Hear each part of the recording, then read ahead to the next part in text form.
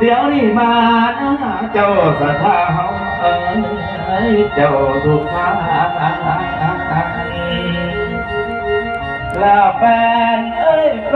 นแค่ต่างเคยให้ต่างมา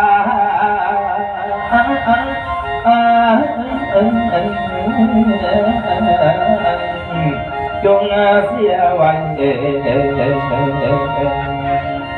อย่าปล่อยวางไว้ลงไว้นะไว้นอ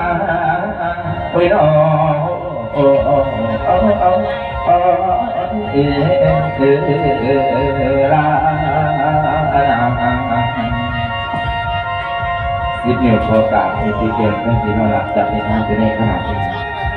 สมมติไปตามอย่างเราเองนี่นะแต่ว่าบุญนี่ซึ่งเกิดรวมกันกับอายบุญมากเป็นลูกของเมย์ในสาบุญนี่เองกับพ่อตายส่วนเสียหายตายเสียจากแต่บุญนี่ยังในนอนก็ต้องจัดกับความนอนแต่ว่าบุญนี่เองก็มีความลอยในใจโบว่าเป็นแนวไหน